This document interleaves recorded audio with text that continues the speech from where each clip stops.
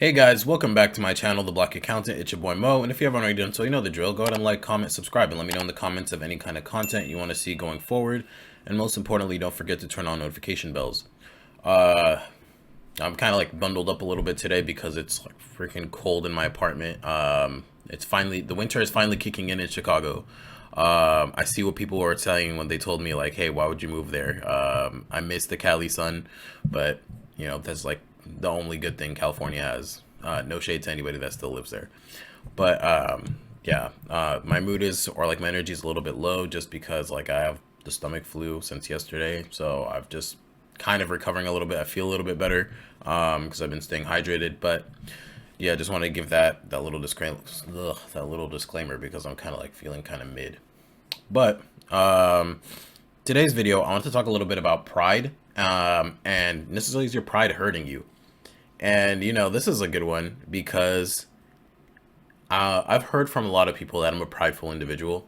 And when I really sat down and looked at it, I was like, yeah, I kind of am. And I definitely get it from my family. And especially a lot of people from Eastern cultures tend to be very prideful individuals.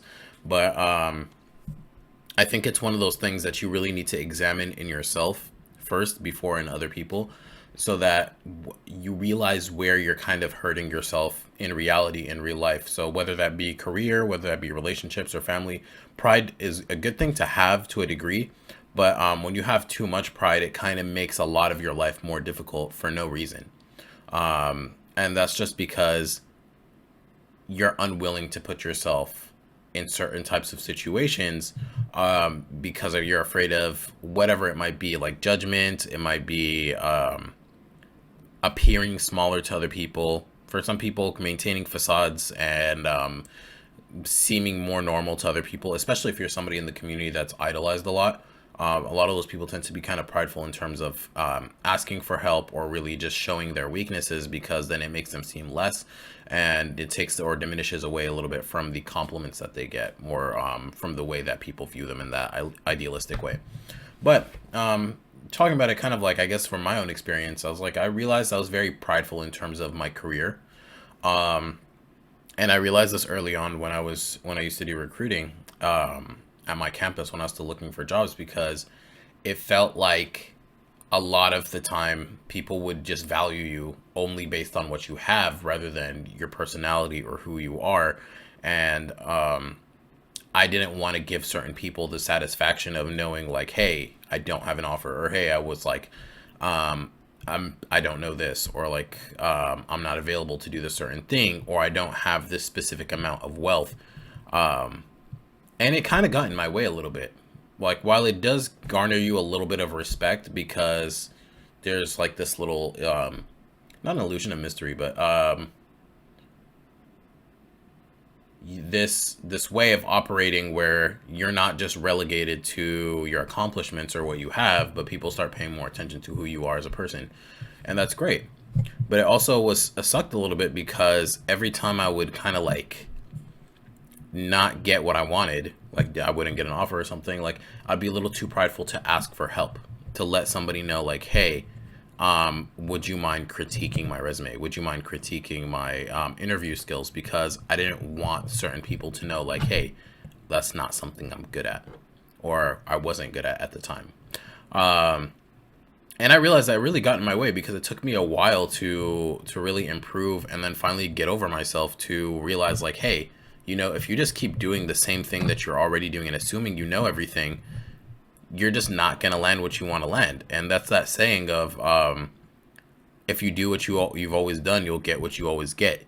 And if you want to start seeing results, you got to kind of be a little bit more accepting to criticism, like I talked about in one of my previous videos. And you got to like really look and evaluate yourself and see like, hey, how am I hurting myself right now? And it was something that I realized I needed to do. So after doing that, I kind of like moved up in life a little bit. And now I'm wherever I am. But like pride can be super hurtful in more ways, detrimental to your life in more ways than one. And I was just giving an example from like a career perspective. But from a relationship perspective, it's even worse because it's like when, let's say you were arguing with somebody and you know that you're wrong, but you're too prideful to admit that you were wrong because you don't want that person to either lord that over you or just for that person to say like, hey, I was right and you were wrong. You don't want to admit that. And that's very small on your end because like a lot of times people choose to preserve their pride over what's more important, which is others and others in your circle. It's kind of like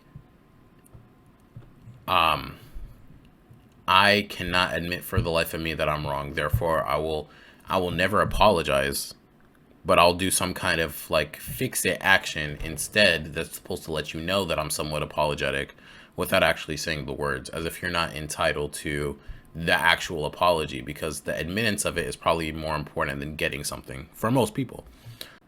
But I think if you want to always maintain a sense of higher being or a sense of like kind of being above other people, you're just gonna like really suffer in the long run because you can maintain a facade to everybody outside of your circle, except for the people you live with, like except for the people who are closest to you, because you have to drop your guard at some point, and these are the people who see you do that, and you are hurting them the most in the long run, because while other people don't see your bullshit, it will come undone at some point.